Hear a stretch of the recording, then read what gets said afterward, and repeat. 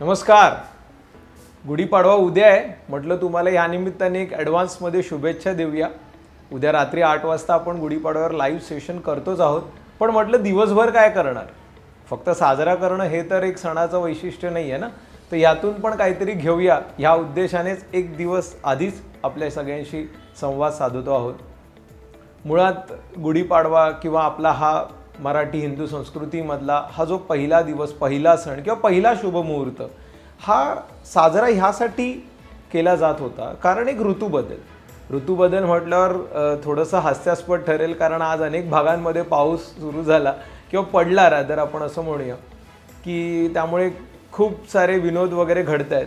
पण तसं नाही आहे. हे एक ऋतूबदल, एक नवीन शेती, एक नवीन काळ सुरू झालेला आहे आणि त्यानिमित्तानेच ही एक गुंतवणूक की एक नवीन पेरणी ह्या उद्देशाने हे सर्व आपले मुहूर्त बनलेले होते.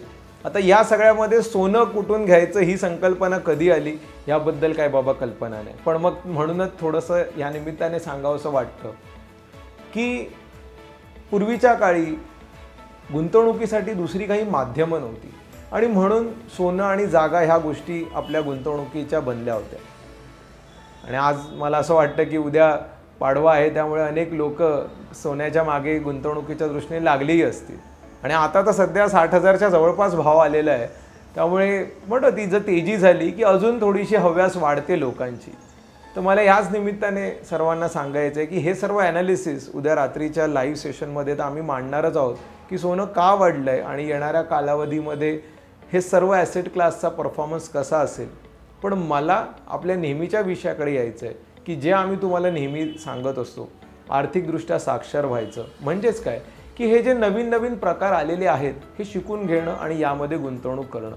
इक्विटी मार्केटची ताकद आपण आत्तापर्यंत पाहिलेली आहे आणि इथून पुढे तर ती अजून दमदार असणार आहे. म्हणून उद्या गुढीपाडव्याला मला असं तरी प्रामाणिकपणे वाटतं की एक जी गुंतवणूक आपण प्रत्येकाने करावी ही इक्विटी मार्केटमध्येच करावी. काही असेल, शेअर्स असेल, म्युच्युअल फंड असेल, SIP असेल, उद्या काही ना काहीतरी प्रत्येकाने करायचं. बघा, आपल्याकडचे सण हे एका चांगल्या कारणाने सुरू झाले, पण आपण फक्त खर्च करून हे साजरे करतो आहोत. तर तेवढ्यापुरतं मर्यादित न राहता गुंतवणूक करून हे सगळे सण आपण साजरे करूया. उद्याचा दिवस खरंच खूप त्यानिमित्ताने चांगलाच आहे. पाडवा आहे म्हणून गुंतवणूक होईल, पण सध्याच्या मार्केटमध्ये गुंतवणूक करणं का गरजेचं आहे, ग्लोबल सिच्युएशन, डोमॅस्टिक आणि आपलं व्हॅल्युएशन हे सर्व रात्रीच्या सेशनमध्ये आपल्याला सगळ्यांना कळेलच. त्यामुळे एक वेगळं समाधान आपल्याला या उद्याच्या गुंतवणुकीबद्दल प्रत्येकाला लाभणार आहे. आणि जो मगाशी दुसरा भाग मी बोललो आपल्या गुंतवणुकीचा, तो म्हणजे जागा. त्यासाठी पण आपण एक रविवारी विशेष सत्र घेतो आहोत, ज्यामध्ये जे आपलं एक मेगा रिव्ह्यू सेशन आहे की रिअल इस्टेट ही गुंतवणूक आणि इक्विटी मार्केट ह्याबद्दलचे सगळे निकष आणि ह्या दोघांचं कंपॅरिझन हे देखील आपण पाहणार आहोत. बाकी उद्या आम्ही ऑफिसमध्ये आहोतच. आम्ही पण एक वेगळ्या पद्धतीने पाडवा साजरा करण्याचा प्रयत्न करतो आहोत आणि मला खात्री आहे की ज्यांना ज्यांना शक्य आहे, इकडची जवळची मंडळी ही पण काही जण ह्या ठिकाणी आम्हाला भेटतीलही.